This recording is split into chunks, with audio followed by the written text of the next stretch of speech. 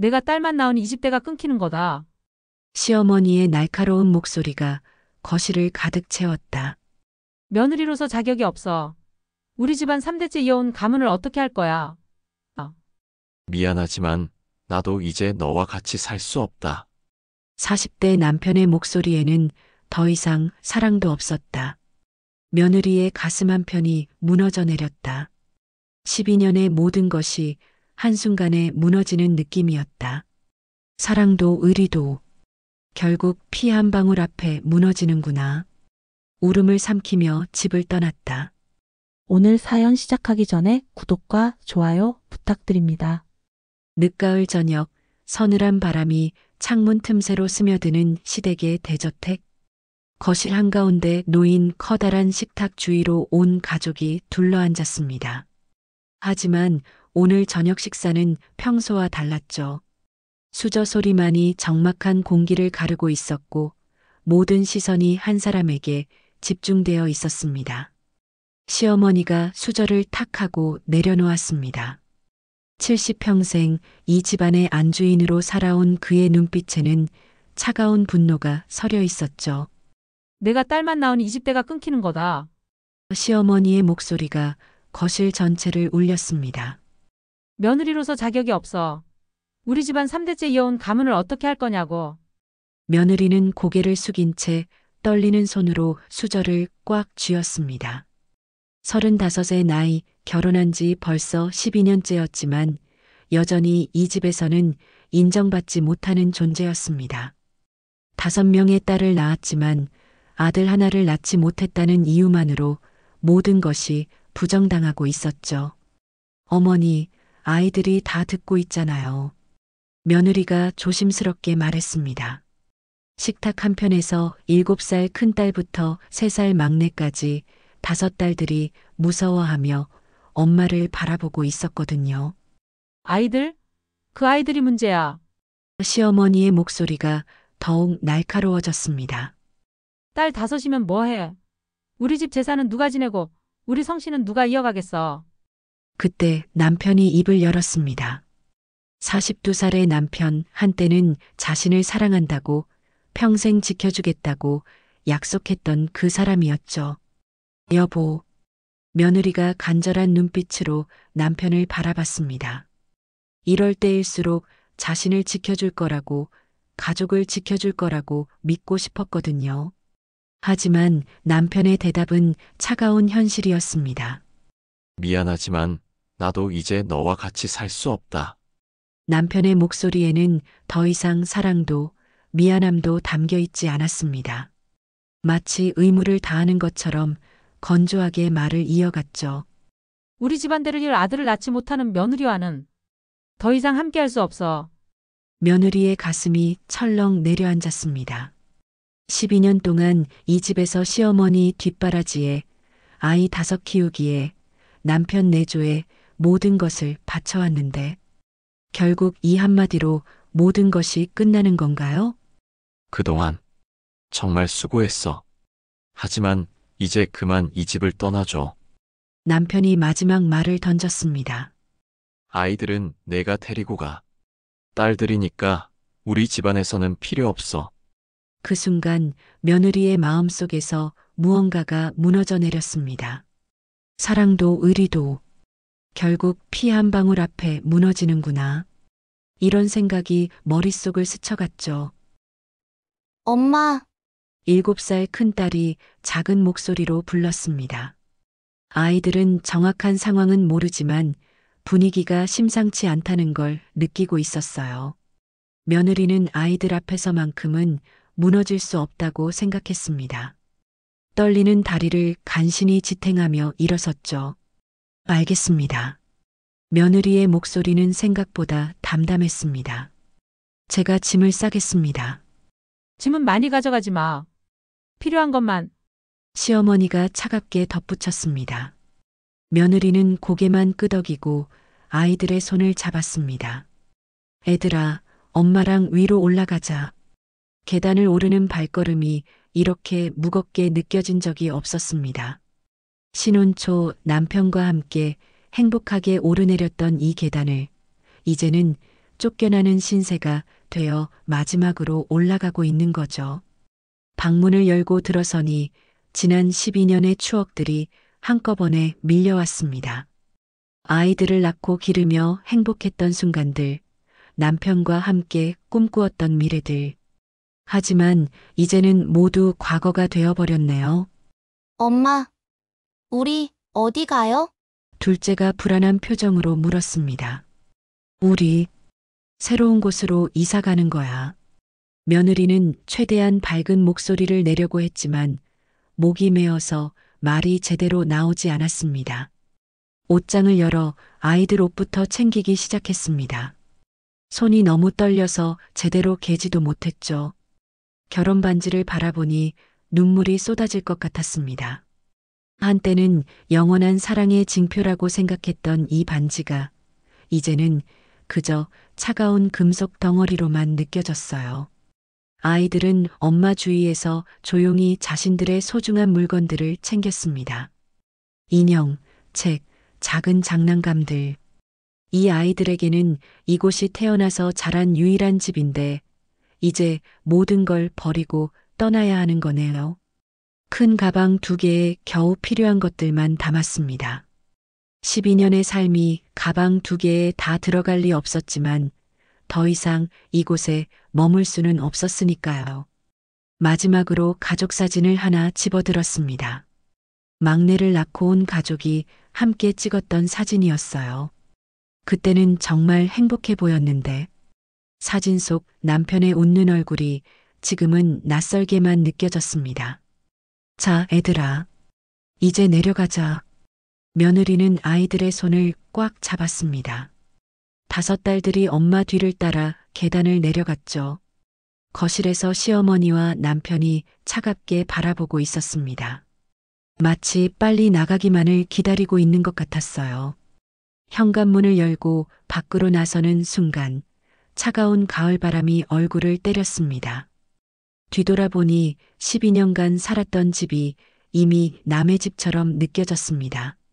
엄마, 추워요. 막내가 엄마 치마를 잡아당겼습니다.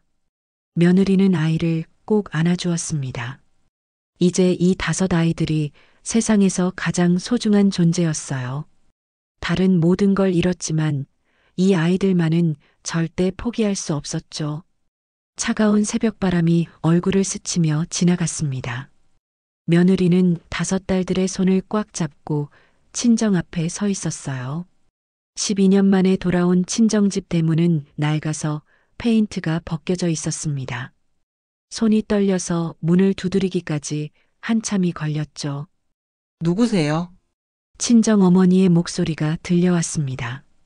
엄마, 저예요. 문이 열리는 순간 친정 어머니의 얼굴이 굳어졌습니다.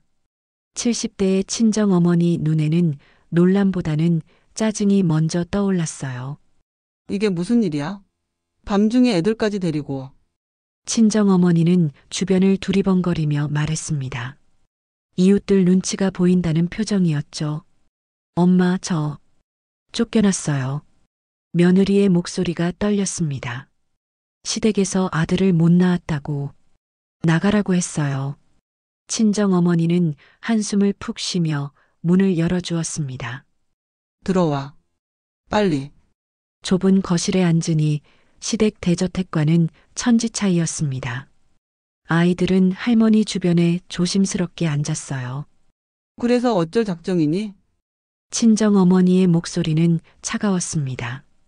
며칠만 있다가 나갈게요. 친정 어머니는 찻잔을 내려놓으며 냉정하게 말했습니다. 내 팔자가 그렇지 뭐. 그 말에는 동정보다 원망이 섞여 있었어요.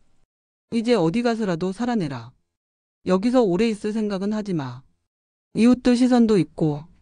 며느리의 심장이 다시 한번 무너져 내렸습니다. 시댁에서도 친정에서도 버림받은 존재라는 걸 뼈저리게 느꼈어요. 그날 밤 좁은 방에서 5딸들과 함께 누웠습니다. 아이들은 지쳐서 금세 잠들었지만 며느리는 천장을 바라보며 눈물을 흘렸습니다. 이제 어떻게 살지? 아이 5을 어떻게 키우지? 그때 큰딸이 잠결에 중얼거렸습니다. 엄마, 우리 괜찮을까요? 며느리는 딸의 작은 손을 꽉 잡았습니다. 그 순간 가슴속에서 뜨거운 무언가가 치솟았어요. 이 아이들이 내 힘이자 내 이유다. 내가 무너지면 이 아이들도 무너진다. 눈물을 닦으며 마음을 다잡았습니다. 절망할 시간은 없었어요. 다음 날 아침 일찍 아이들에게 아침을 해주고 집을 나섰습니다. 친정어머니는 배웅도 나오지 않았죠. 동네 사람들이 수군거리는 소리가 들렸습니다. 저 집 딸이 시댁에서 쫓겨났다더라. 아이 5이나 데리고. 참 불쌍하다. 며느리는 고개를 들고 당당하게 걸었습니다. 아이들에게 부끄러운 엄마가 되고 싶지 않았거든요. 하루 종일 월세방을 알아봤습니다. 하지만 아이 5을 데리고 있는 홀어머니에게 집을 빌려주려는 사람은 없었어요. 저녁 무렵에야 겨우 지하 반지하 방 하나를 구할 수 있었습니다. 습기가 차고 곰팡이 냄새가 나는 작은 방이었지만 그래도 우리만의 공간이었어요. 엄마, 여기가 우리 새 집이에요? 셋째가 물었습니다. 그래, 작지만 우리 집이야. 며느리는 아이들을 꽉 안아주었습니다. 그날 밤 아이들을 재운 후 홀로 앉아 통장을 들여다봤습니다. 잔고는 몇십만 원뿐이었어요. 당장 내일부터 벌어야 했습니다. 새벽 4시 며느리는 조용히 집을 나섰습니다. 동네 시장에서 새벽 일손을 구한다는 소식을 들었거든요. 시장 입구에는 벌써 여러 사람들이 모여 있었습니다. 대부분 나이 든 아주머니들이었죠. 여기 처음 오시네요? 한 아주머니가 말을 걸었습니다. 네, 일 좀 하려고요. 힘든 일인데. 괜찮으시겠어요? 괜찮습니다. 해야 해요. 며느리의 목소리에는 절박함이 배어 있었습니다. 무거운 야채 박스를 나르고 바닥을 걸레질하고 설거지를 했습니다. 손이 부르터 피가 났지만 참았어요. 시댁에서 곱게만 살던 손이 하루 만에 거칠어졌지만 그래도 해냈습니다. 점심때 집에 돌아가니 큰딸이 동생들과 함께 라면을 끓이고 있었습니다. 엄마, 왔어요. 아이들이 달려왔습니다. 7살 큰딸이 조심스럽게 말했습니다. 엄마, 저희도 뭔가 도와드릴게요. 저희가 할 수 있는 일이 있으면. 그 말에 며느리의 가슴이 뭉클해졌습니다. 어린 나이에 이런 말을 하는 딸이 대견하면서도 미안했어요. 우리 큰딸이 이렇게 듬직하네. 며느리는 딸을 꼭 안아주었습니다. 엄마가 꼭 우리 모두 행복하게 해줄게. 그날 저녁 아이들과 함께 작은 식탁에 앉아 저녁을 먹었습니다. 반찬은 김치와 계란 하나뿐이었지만 5 딸들은 불평하지 않았어요. 엄마, 우리 꼭 성공해서 엄마를 웃게 해드릴게요. 둘째가 말했습니다. 며느리의 눈에 눈물이 글썽거렸습니다. 이런 어린 아이들이 벌써 성공을 말하다니. 하지만 그 말이 오히려 큰 힘이 되었어요. 그래, 우리 모두 함께 잘 살자. 엄마가 반드시 너희들을 좋은 곳으로 데려다 줄게. 밤이 깊어 아이들이 잠든 후 며느리는 창가에 앉아 밖을 내다봤습니다. 어둠 속에서도 몇 개의 별이 반짝이고 있었어요. 내 인생은 버려졌을지 모르지만 이 아이들의 인생만큼은 빛나야 한다. 주먹을 꽉 쥐며 다짐했습니다. 시댁에서 쫓겨나고 친정에서도 냉대받았지만 이제는 오직 앞만 보고 갈 거예요. 이 5 딸들과 함께라면 어떤 어려움도 이겨낼 수 있을 거라고 믿었습니다. 작은 별빛처럼 희미하지만 꺼지지 않는 희망을 품고 내일을 준비했습니다. 새벽 4시 알람이 울렸습니다. 며느리는 아이들을 깨우지 않으려고 조심스럽게 일어났어요. 어젯밤만 5,000원이 전 재산이었습니다. 시장에 도착하니 벌써 몇몇 아주머니들이 와 있었어요. 어제 온 새댁 또 왔네. 한 아주머니가 놀란 듯 말했습니다. 하루 해보고 안 오는 사람들이 대부분인데 아이 5 키워야 해서요. 아이고, 그래도 끝까지 버텨야지. 포기하면 안 돼. 오늘은 김장철 배추 박스를 나르는 일이었습니다. 한 박스가 20kg은 좋게 나가는 무거운 것들이었죠. 첫 번째 박스를 들어 올리는 순간 허리가 삐끗했습니다. 하지만 멈출 수 없었어요. 아이고, 새댁 괜찮아? 괜찮습니다. 며느리는 이를 악물고 다음 박스를 들었습니다. 시댁에서 고운 손으로만 살던 손가락이 거칠어지고 피가 났지만 멈추지 않았어요. 1시간, 2시간. 등이 끊어질 것 같았지만 참았습니다. 새댁, 이제 그만해도 돼. 조금 더 할게요. 뭐든 시킬 일 없나요? 며느리가 간청했습니다. 그럼 야채 다듬는 일도 있는데 손 많이 아플 텐데? 괜찮습니다. 점심때 집으로 돌아가니 5 딸들이 바닥에 앉아 있었습니다. 엄마, 아이들이 달려왔을 때 며느리의 온몸이 아팠지만 그 순간만큼은 행복했어요. 엄마, 손 왜 이래? 큰딸이 상처난 손을 보고 놀랐습니다. 괜찮아. 일하다가 조금. 며느리는 손을 뒤로 숨겼습니다. 점심은 라면 한 봉지를 5 딸과 나눠 먹었습니다.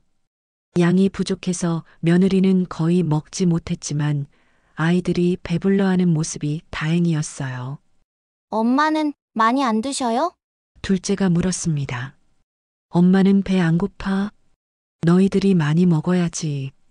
식사 후 큰딸의 수학 숙제를 봐주었는데 모르는 문제가 나왔어요. 엄마, 이 문제 어떻게 풀어요? 며느리는 한참 생각한 후 말했습니다. 엄마도 잘 모르겠다. 미안해. 괜찮아요. 엄마, 저 혼자서 할 수 있어요. 7살 큰딸이 씩씩하게 말했습니다. 그 말에 며느리의 가슴이 찔렸습니다. 시댁에 있을 때는 아이들 교육에만 집중할 수 있었는데 이제는 생계 때문에 제대로 봐줄 여유조차 없었거든요. 오후에는 다시 시장으로 나갔습니다. 저녁 시간대 식당 설거지 일이 있었어요. 찬물에 손을 담그고 그릇을 닦았습니다. 겨울이라 물이 얼음장처럼 차가웠어요. 상처난 손에 차가운 물이 스며들어 아팠지만 꾹 참았습니다. 새댁, 진짜 대단하다. 하루 종일 일하네. 저녁 8시에야 모든 일이 끝났습니다. 오늘 번 돈은 총 25,000원. 어제보다 10,000원 더 많았어요. 집으로 돌아가는 길에 빵집 앞을 지났습니다. 쇼윈도에 아이들이 좋아할 만한 작은 케이크들이 진열되어 있었지만 너무 비싸서 그냥 지나쳤어요. 집에 도착하니 셋째가 그림을 들고 뛰어왔습니다. 엄마, 이거 봐요. 그림 속에는 큰 집과 함께 웃고 있는 가족이 그려져 있었습니다. 아이의 순진한 꿈을 보니 눈물이 날 것 같았어요. 정말 예쁘게 그렸네. 우리 언젠가 이런 집에서 살 수 있을 거야. 그날 저녁 밥과 김치로 간단한 식사를 했습니다. 그때 큰딸이 조심스럽게 말했어요. 엄마, 저희들도 뭔가 도와드릴 수 있는 일 없을까요? 아니야. 너희들은 공부만 열심히 하면 돼. 하지만 엄마가 너무 힘들어 보여요. 둘째도 말을 보탰습니다. 그때 넷째가 밝게 말했습니다. 엄마, 저희가 커서 돈을 많이 벌면 엄마한테 맛있는 거 많이 사드릴게요. 우리 꼭 성공해서 엄마를 웃게 해드릴게요. 첫째가 의젓하게 말했습니다. 그 말에 며느리의 눈에 눈물이 글썽거렸습니다. 어린아이들이 벌써 이런 말을 하다니 마음이 아프면서도 큰 힘이 되었어요. 그래, 우리 모두 함께 잘 살자. 엄마가 반드시 너희들을 좋은 곳으로 데려다 줄게. 밤 10시 아이들을 재우고 난 후 혼자 앉아 가계부를 정리했습니다. 오늘 수입 25,000원, 지출 5천 원. 집세와 생활비를 계산해 보니 빠듯했어요. 거울을 보니 하루 만에 얼굴이 많이 야위었습니다. 손은 상처투성이었고 허리도 아팠죠. 하지만 포기할 수 없었습니다. 창문으로 보이는 다른 집들에는 따뜻한 불빛이 켜져 있었습니다. 언젠가는 우리도 저렇게 행복하게 살 수 있을 거라고 믿었어요. 조용히 잠든 5딸들을 바라봤습니다. 평화롭게 잠든 아이들이 세상에서 가장 소중한 보물이었어요. 내 인생은 버려졌지만 아이들의 인생만큼은 빛나야 한다. 마음속으로 다시 한번 다짐했습니다. 아무리 힘들고 고달파도 절대 포기하지 않을 거예요. 이 아이들 때문이라도 끝까지 버틸 거였습니다. 내일도 새벽 4시에 일어나야 했지만 희망만은 잃지 않았습니다. 아이들의 환한 웃음이 모든 고통을 이겨낼 힘을 주었거든요. 한 달이 지났습니다. 며느리의 손은 굳은 살이 박여 거칠어졌고 얼굴도 많이 야위었어요. 하지만 매일 새벽부터 밤까지 일을 멈추지 않았습니다. 오늘은 큰딸이 학교에서 돌아와 울고 있었어요. 왜 그래? 무슨 일 있었니? 엄마, 친구들은 다 수학학원 다니는데 저만 못 다녀요. 큰딸이 훌쩍이며 말했습니다. 선생님이 학원 안 다니면 따라가기 힘들다고 하셨어요. 며느리의 가슴이 찔렸습니다. 아이들 교육비는 늘 가장 큰 고민이었거든요. 학원비가 얼마나 하는데? 한 달에 10만 원이요. 10만 원. 며느리가 사흘 밤낮으로 일해야 벌 수 있는 돈이었어요. 하지만 망설이지 않았습니다. 알겠어. 엄마가 어떻게든 마련해 줄게. 정말요? 큰딸의 눈이 반짝였습니다. 그럼 우리 큰딸이 공부하고 싶다는데 엄마가 못 해줄 게 뭐 있겠니? 다음 날 새벽 시장에서 사장을 붙잡았습니다.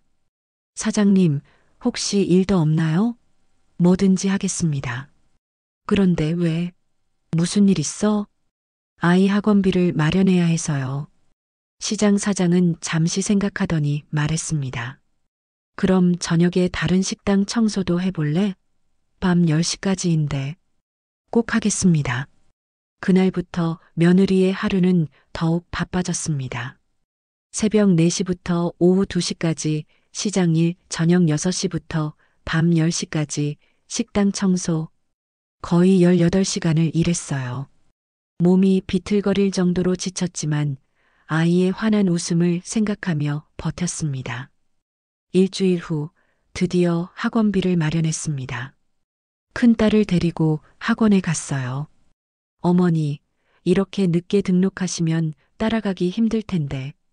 학원 선생님이 난색을 표했습니다. 선생님, 제발 받아주세요. 이 아이가 정말 공부하고 싶어 해요. 학원비를 내고 나오는 길에 큰딸이 말했습니다. 엄마, 제가 열심히 공부해서 꼭 1등 할게요. 하지만 집에 돌아와 보니 둘째가 기다리고 있었어요. 엄마, 저도 영어학원 다니고 싶어요. 언니만 학원 다녀요? 며느리의 마음이 무거웠습니다. 둘째까지 보내려면 그날 밤 새벽 신문 배달 일을 구했습니다. 새벽 2시부터 5시까지 동네 곳곳에 신문을 배달하는 일이었어요. 이제 며느리의 하루는 새벽 2시에 시작되었습니다. 신문 배달 후 바로 시장 일 그리고 저녁에는 식당 청소까지 하루에 3군데를 오가며 일했어요. 몸은 한계에 달했지만 마음속으로 계속 되뇌었습니다. 내 인생은 버려졌지만 아이들의 인생만큼은 빛나야 한다.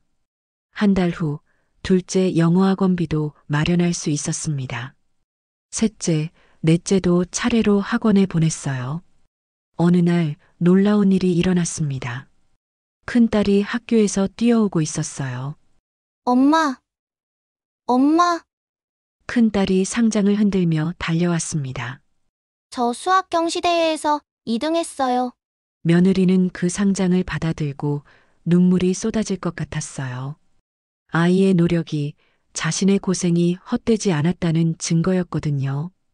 정말 자랑스러워. 큰딸이 며느리의 목에 상장을 직접 걸어주며 말했습니다.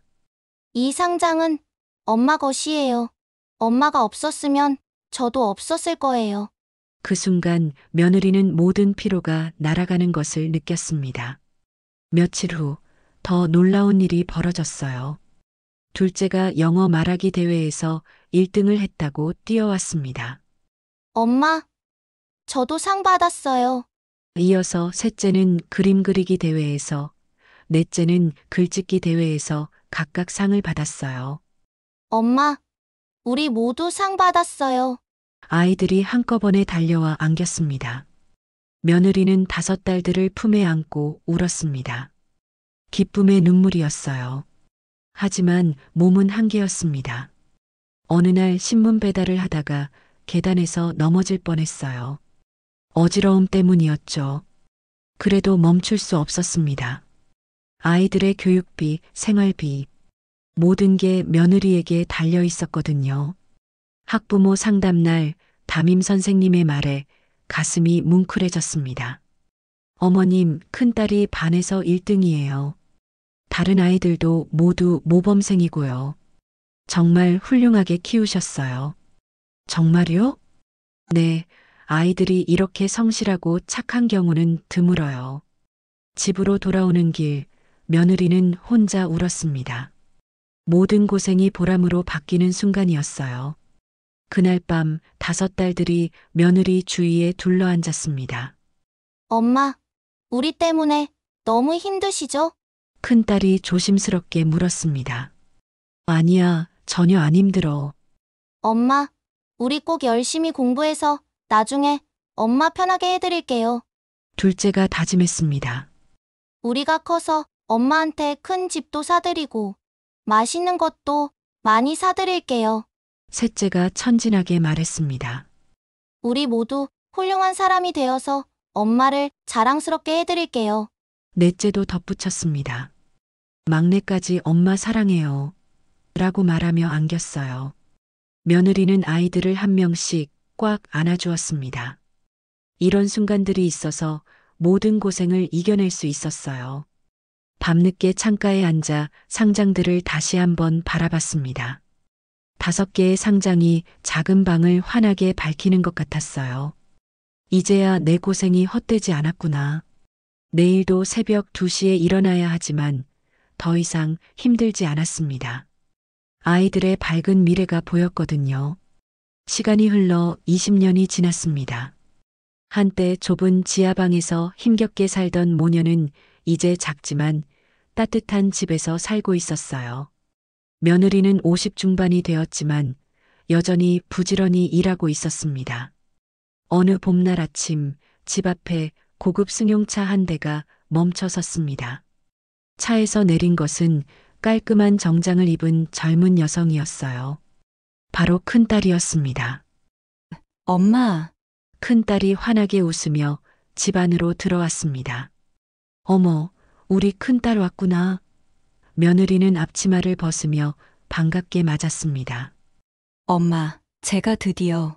큰딸이 흥분된 목소리로 말했습니다. 판사 임용시험에 최종 합격했어요. 며느리의 손이 떨렸습니다. 정말? 정말이니? 네, 그리고 엄마, 큰딸이 또 다른 소식을 전했습니다. 둘째도 검사 시험에 합격했대요. 지금 오고 있어요. 그때 문이 열리며 둘째가 들어왔습니다. 엄마, 저 왔어요. 우리 둘째도. 며느리는 두 딸을 번갈아 안아주었습니다. 엄마, 저희가 해냈어요. 정말로 해냈어요. 둘째의 목소리에도 감격이 배어 있었습니다. 잠시 후 셋째, 넷째, 막내까지 차례로 도착했습니다. 모두 수트를 입고 당당한 모습이었어요. 엄마, 저희 모두 모였어요. 셋째가 말했습니다.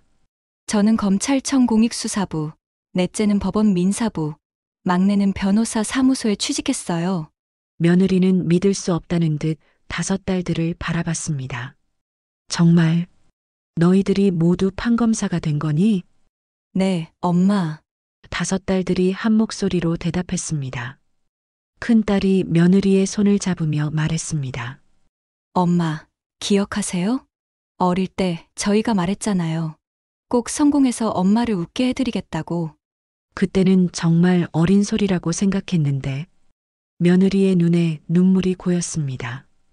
둘째가 이어서 말했습니다.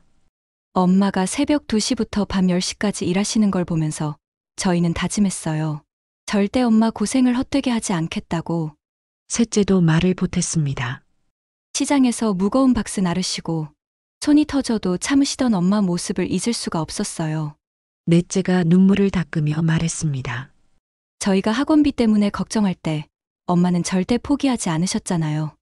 막내까지 엄마 덕분에 저희가 여기까지 올 수 있었어요 라고 말했습니다.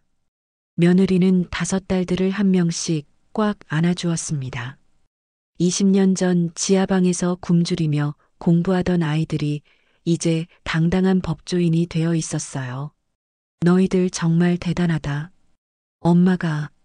엄마가 정말 자랑스러워. 며느리의 목소리가 떨렸습니다. 큰딸이 말했습니다. 엄마, 저희가 이렇게 될 수 있었던 건 모두 엄마 덕분이에요. 엄마가 포기하지 않으셨으니까요. 그리고 저희는 다짐했어요. 둘째가 진지하게 말했습니다. 각자의 자리에서 정의를 세우겠다고.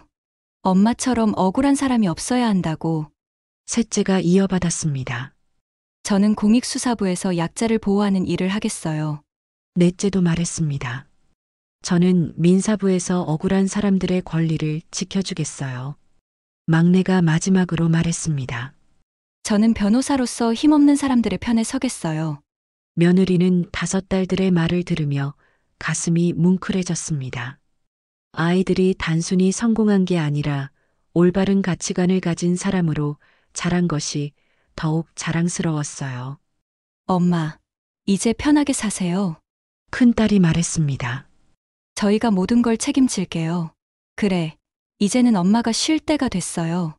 둘째도 덧붙였습니다. 하지만 며느리는 고개를 저었습니다. 아니야, 엄마는 아직 괜찮아. 너희들이 이렇게 잘 자라준 것만으로도 충분해. 그때 큰딸이 가방에서 무언가를 꺼냈습니다. 엄마, 이거 드릴 게 있어요. 그것은 작은 상자였는데 열어보니 집 열쇠가 들어있었어요. 이게 뭐니? 새 집 열쇠예요. 저희 다섯이 힘을 합쳐서 엄마께 집을 선물로 드리려고 해요. 며느리는 놀라서 말을 못했습니다. 이런 걸 왜? 엄마가 지하방에서 저희를 키우시며 고생하신 걸 보상하고 싶어요. 둘째가 말했습니다. 그리고 엄마, 셋째가 조심스럽게 말했습니다. 이제 시댁에 당당하게 갈 수 있을 것 같아요. 그 말에 며느리의 표정이 굳어졌습니다. 시댁은 왜? 넷째가 설명했습니다. 얼마 전에 소식을 들었는데 시아버지께서 많이 편찮으시다고 해요. 그리고 막내가 이어받았습니다. 할머니께서 엄마를 찾고 계신데요. 며느리는 잠시 생각에 잠겼습니다. 20년 전 쫓겨나던 그날의 기억이 선명했어요. 하지만 이제는 상황이 달랐습니다. 엄마, 저희와 함께 가요. 큰딸이 말했습니다. 이제는 엄마가 당당하실 수 있어요. 며느리는 다섯 딸들을 바라봤습니다. 모두 의젓하고 든든한 모습이었어요. 그래, 한번 가보자. 며느리가 마침내 말했습니다. 이제야 내 고생이 헛되지 않았구나. 그날 저녁 가족이 함께 식사를 했습니다. 20년 전 라면 한 봉지를 나눠 먹던 것과는 천지 차이였어요. 이제는 풍성한 식탁 앞에서 행복한 시간을 보낼 수 있었습니다. 엄마, 정말 고생 많으셨어요. 다섯 딸들이 한 목소리로 말했습니다. 며느리는 미소를 지었습니다. 모든 고생이 이 순간을 위한 것이었다면 후회는 없었어요. 이틀 후 다섯 대의 고급 승용차가 시댁 대저택 앞에 줄지어 섰습니다. 20년 전 가방 2개만 들고 쫓겨나던 그 집 앞에 이제는 당당하게 돌아온 거였어요. 며느리는 차에서 내려 익숙한 대문을 바라봤습니다. 이제는 더 이상 위축되지 않았어요. 엄마, 괜찮으세요? 큰딸이 물었습니다. 응, 이제는 정말 괜찮아. 5딸들이 엄마를 중심으로 양쪽에 섰습니다. 모두 단정한 정장 차림에 당당한 자세였어요. 큰딸이 대문배를 눌렀습니다. 누구세요? 시어머니의 목소리가 들려왔습니다. 할머니, 저희예요. 문이 천천히 열렸어요. 90대가 된 시어머니가 지팡이에 의존해 서 있었습니다. 20년의 세월이 그를 많이 늙게 만들어 놓았어요. 시어머니의 눈이 며느리를 본 순간 놀라움으로 가득 찼습니다. 그리고 5딸들을 보더니 말문이 막혔어요. 이게 다 내 딸들이라고? 시어머니의 목소리가 떨렸습니다. 네, 맞습니다. 며느리가 담담하게 대답했습니다. 큰딸이 앞으로 나서며 인사했습니다. 안녕하세요, 할머니. 저는 판사로 임용된 큰손녀입니다. 저는 검사가 된 둘째입니다. 저는 검찰청 공익수사부에서 일합니다. 저는 법원 민사부 소속입니다. 저는 변호사입니다. 시어머니는 믿을 수 없다는 듯 눈을 깜빡였습니다. 판검사라고. 정말로? 네, 그렇습니다. 그리고 저희는 엄마의 자랑입니다. 5딸들이 한 목소리로 말했습니다. 그 순간 시어머니의 다리에서 힘이 빠졌습니다. 큰딸이 재빨리 부축했어요. 거실에서 전 남편이 나타났습니다. 60대가 된 그는 반백의 머리에 깊은 주름이 패여 있었어요. 전 남편은 며느리와 5딸들을 보고 충격받은 듯 멈춰 섰습니다. 당신, 그리고 이 아이들이 네, 저희 딸들입니다. 혹시 이 아이들이 정말 판검사라고? 큰딸이 가방에서 임용장을 꺼내 보였습니다. 네, 이것이 판사 임용장입니다. 둘째도 검사 임용장을 내밀었어요. 나머지 딸들도 각각 자격증을 보여주었습니다. 전 남편은 그 서류들을 보고 말을 잇지 못했습니다. 시어머니도 마찬가지였어요. 이런 딸들인데 딸들이 이렇게 시어머니가 겨우 중얼거렸습니다. 큰딸이 단호하게 말했습니다. 할머니, 아버지, 저희는 엄마 덕분에 여기까지 왔습니다. 둘째가 이어받았습니다. 엄마는 새벽 2시부터 밤 10시까지 일하시며 저희를 키워주셨어요. 셋째도 말했습니다. 엄마가 아니었다면 저희는 지금 이 자리에 없었을 겁니다. 엄마는 저희에게 세상에서 가장 훌륭한 분입니다. 넷째와 막내가 말했습니다. 시어머니와 전 남편은 아무 말도 할 수 없었습니다. 20년 전 딸은 우리 집안에 필요 없다고 했던 말이 얼마나 잘못되었는지 깨닫는 순간이었어요. 그때 전 남편이 떨리는 목소리로 말했습니다. 다시 우리 집안으로 들어와줘. 이제라도 며느리는 조용히 웃으며 고개를 저었습니다. 저는 이제 당신들과는 관계없는 제 5딸의 엄마입니다. 그 말에 전 남편이 당황했습니다. 그게 무슨 말이야? 20년 전 당신들은 저와 딸들을 버렸습니다. 아들이 아니라는 이유만으로요. 며느리의 목소리는 차분했지만 단단했습니다. 하지만 보세요. 그 딸들이 이렇게 훌륭하게 자랐습니다. 5딸들이 엄마 곁으로 더 가까이 다가섰습니다. 저희는 엄마와 함께 새로운 삶을 만들어 왔습니다. 큰딸이 말했습니다. 이제 와서 돌아오라고 하시는 건 너무 늦었습니다. 둘째가 덧붙였습니다. 시어머니가 절망적인 표정으로 말했습니다. 그럼 우리는 어떻게? 저희 엄마를 인정하고 사과하세요. 셋째가 단호하게 말했습니다. 엄마가 얼마나 훌륭한 분인지 이제 아시겠죠? 넷째가 물었습니다. 엄마 혼자서 저희 5을 이렇게 키워내셨어요. 막내가 자랑스럽게 말했습니다. 그 순간 시어머니는 더 이상 버틸 수 없었습니다. 지팡이를 놓고 바닥에 무릎을 꿇었어요. 내가 잘못했다. 시어머니의 목소리가 떨렸습니다. 너야말로 우리 집안의 빛이었다. 전 남편도 고개를 숙이며 말했습니다. 정말 미안하다. 그때 내가 어리석었다. 하지만 며느리는 더 이상 그들의 인정이 필요하지 않았습니다. 사과는 받겠습니다. 하지만 저는 이미 제 길을 찾았어요. 5딸들이 엄마를 감쌌습니다. 그들의 모습은 어떤 권위보다도 당당하고 빛났어요. 저희가 엄마를 지킬 겁니다. 큰딸이 말했습니다. 엄마는 저희에게 가장 소중한 분이세요. 나머지 딸들이 말했습니다. 시어머니와 전 남편은 20년 전에 잘못을 깨달았지만 이미 돌이킬 수 없었습니다. 그들이 버린 며느리와 딸들이 이제는 그들보다 훨씬 더 훌륭해져 있었거든요. 며느리는 마지막으로 말했습니다. 이제 저희는 가보겠습니다. 더 이상 이곳은 저희가 있을 곳이 아니에요. 5딸들과 함께 돌아서는 며느리의 뒷모습은 그 어느 때보다 당당했습니다. 며느리가 5딸들과 함께 돌아서려는 순간 시어머니가 다급하게 소리쳤습니다. 잠깐만. 시어머니는 지팡이를 짚고 간신히 일어서며 말했습니다. 제발, 들어와서 이야기라도 하자. 며느리는 걸음을 멈춰 섰습니다. 5딸들이 엄마를 바라보며 기다렸어요. 딱 10분만 시간을 다오. 전 남편도 간절하게 말했습니다. 큰딸이 며느리에게 조용히 말했습니다. 엄마, 어떻게 하실래요?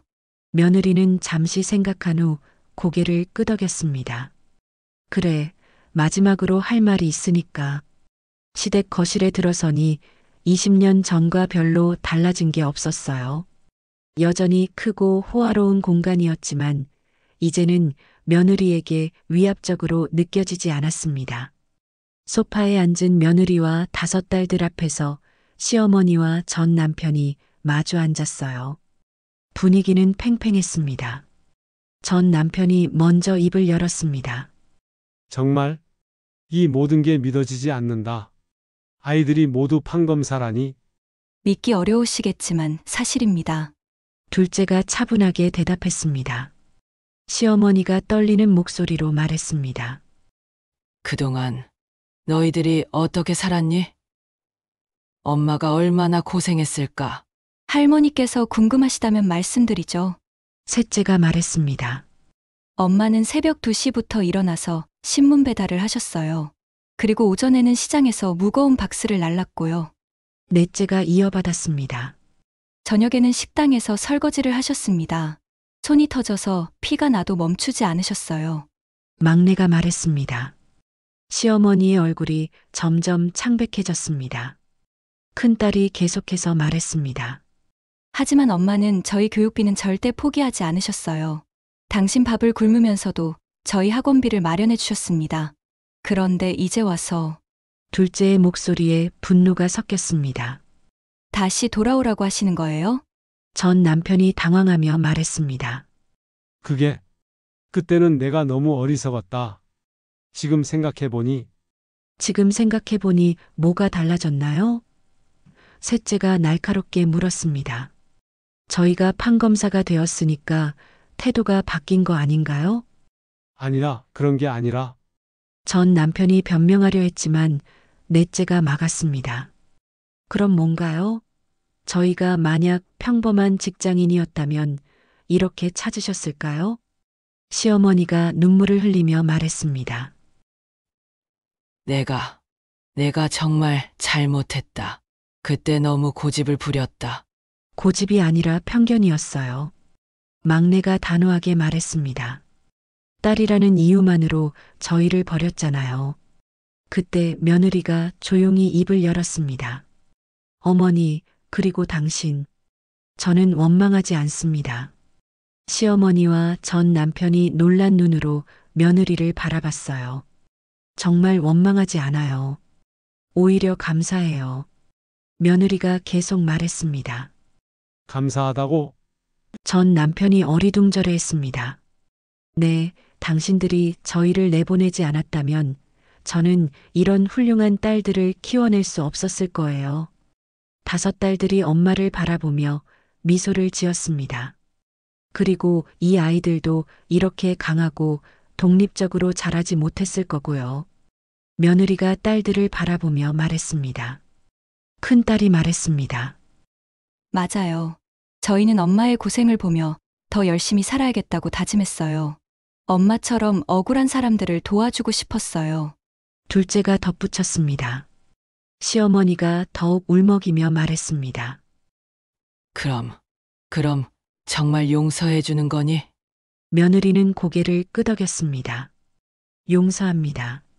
하지만 전 남편이 기대에 찬 눈으로 물었습니다. 하지만 다시 돌아갈 생각은 없어요. 며느리의 목소리는 확고했습니다. 왜? 왜 안 돼? 시어머니가 울면서 물었습니다. 며느리가 일어서며 말했습니다. 저는 이제 다른 사람이에요. 20년 전 쫓겨난 며느리가 아니라 5딸을 훌륭하게 키워낸 엄마예요. 5딸들도 엄마와 함께 일어섰습니다. 그리고 저희는 엄마와 함께 새로운 삶을 만들어가고 있어요. 큰딸이 말했습니다. 더 이상 과거에 얽매이고 싶지 않아요. 둘째가 덧붙였습니다. 전 남편이 절망적으로 말했습니다. 그럼 우리는 어떻게 하면 되는 거야? 며느리가 마지막으로 말했습니다. 앞으로는 누군가를 피 한 방울로만 판단하지 마세요. 사람의 가치는 성별이나 혈통으로 결정되는 게 아니니까요. 그리고 진정한 가족은 혈연이 아니라 사랑과 헌신으로 만들어지는 거예요. 셋째가 말했습니다. 저희는 엄마와 함께 그런 진정한 가족을 이루고 살겠습니다. 넷째가 선언했습니다. 시어머니가 마지막으로 간청했습니다. 그럼 가끔이라도 만날 수 있을까? 며느리는 잠시 생각한 후 말했습니다.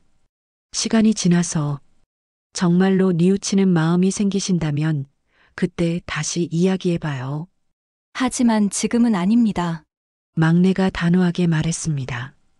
며느리와 5딸들이 다시 돌아서려 할 때 시어머니가 마지막으로 외쳤습니다. 정말 미안하다. 너희들이 우리 집안의 자랑이었는데. 하지만 이미 늦었습니다. 며느리와 딸들은 다시 돌아보지 않고 집을 나섰어요. 거실에 홀로 남겨진 시어머니와 전 남편은 자신들이 얼마나 큰 실수를 했는지 깨달았지만 돌이킬 수 없었습니다. 시댁을 나서는 며느리의 발걸음은 가벼웠습니다. 5딸들도 엄마와 함께 당당하게 걸었어요. 20년 전 울면서 쫓겨나던 그때와는 완전히 다른 모습이었습니다. 차에 타려는 순간 큰딸이 말했습니다. 엄마, 정말 잘하셨어요. 하지만 며느리는 시댁 대문을 한 번 더 돌아보며 깊은 한숨을 쉬었어요. 엄마, 왜 그러세요? 셋째가 걱정스럽게 물었습니다. 그냥 너무 차갑게 대한 것 같아서. 그때 시댁 대문이 벌컥 열리며 시어머니가 지팡이를 짚고 뛰어나왔습니다. 뒤이어 전 남편도 따라 나왔어요. 잠깐. 정말 마지막으로. 시어머니가 간절하게 소리쳤습니다. 며느리가 돌아보자 시어머니와 전 남편이 차 앞에서 무릎을 꿇었습니다. 5딸들이 충격받았습니다. 할머니와 아버지가 길바닥에 무릎을 꿇다니. 제발 한 번만 더 기회를 달라. 시어머니가 울면서 외쳤습니다. 20년 동안 매일매일 후회했다. 너희들을 내보낸 게 가장 큰 실수였어. 전 남편도 땅에 머리를 조아리며 말했습니다. 나도 마찬가지다. 정말 미안하다. 며느리의 눈에 눈물이 글썽거렸습니다. 아무리 원망스러워도 20년을 함께 살았던 사람들이었거든요. 그때 막내가 작은 목소리로 말했습니다. 엄마. 할머니가 너무 불쌍해 보여요. 다른 딸들도 흔들리는 표정이었어요. 며느리가 천천히 시어머니에게 다가갔습니다. 어머니, 일어나세요. 아니야. 용서해줄 때까지 일어나지 않을 거야. 며느리는 시어머니의 팔을 잡고 일으켜 세웠습니다. 이미 용서했다고 했잖아요. 정말 용서해 주는 거야? 시어머니의 눈에 희망이 떠올랐습니다. 네, 과거는 묻겠습니다. 며느리가 조용히 말했습니다. 하지만 조건이 있어요. 무슨 조건이든 들어줄게. 전 남편이 급하게 말했습니다. 며느리의 눈빛이 단호해졌습니다. 다시는 누군가를 피 한 방울로만 판단하지 마십시오. 큰딸이 앞으로 나서며 말했습니다. 그리고 여성을 차별하지 마세요. 둘째도 덧붙였습니다. 모든 사람이 소중한 존재라는 걸 인정하세요. 시어머니가 눈물을 닦으며 말했습니다. 알겠다. 정말 알겠다. 절대 그런 생각 안 할게. 그때 며느리가 놀라운 말을 했습니다. 그리고 가끔 연락은 하겠습니다. 5딸들이 놀란 눈으로 엄마를 바라봤어요. 엄마, 정말요? 셋째가 물었습니다. 응, 원망만 하고 살기에는 인생이 너무 짧아. 시어머니와 전 남편의 얼굴이 환해졌습니다. 그럼 명절 때라도 볼 수 있는 거야?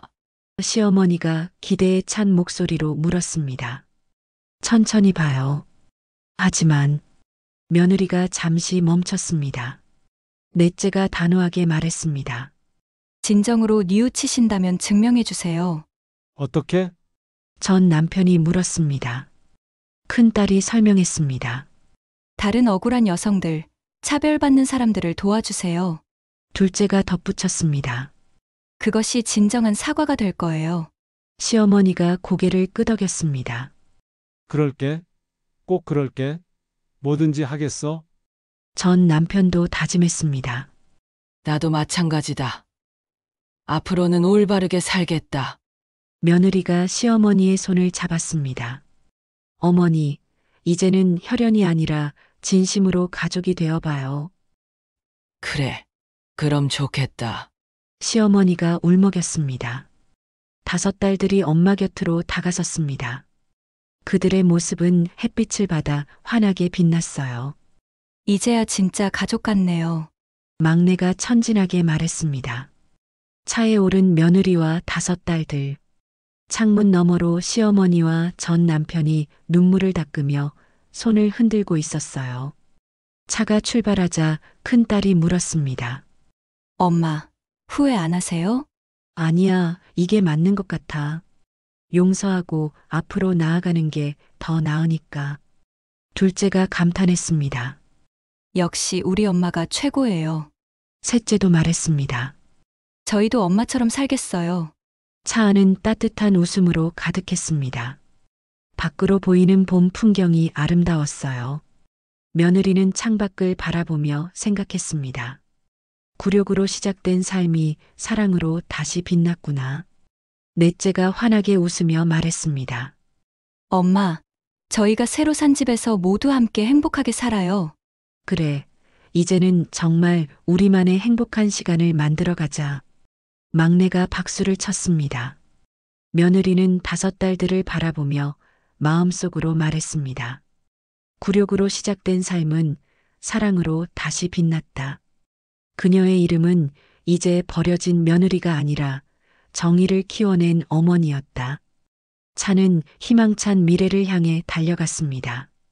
따뜻한 봄 햇살이 새로운 시작을 축복하듯 그들의 앞길을 환하게 비추고 있었어요. 세상에는 여전히 많은 어려움이 있겠지만 이제 그들에게는 서로가 있었습니다. 진정한 가족의 힘으로 어떤 시련도 이겨낼 수 있을 거였어요. 끝으로 며느리와 5딸들의 이야기는 모든 여성들에게 희망의 메시지를 전했습니다. 절망의 순간에도 포기하지 않는다면 언젠가는 반드시 빛나는 순간이 온다는 것을요. 오늘 사연 어떠셨나요? 들어주셔서 감사합니다. 구독과 좋아요 부탁드리며 다음에 더 좋은 사연으로 찾아뵙겠습니다. 지금까지 사연 라이브였습니다.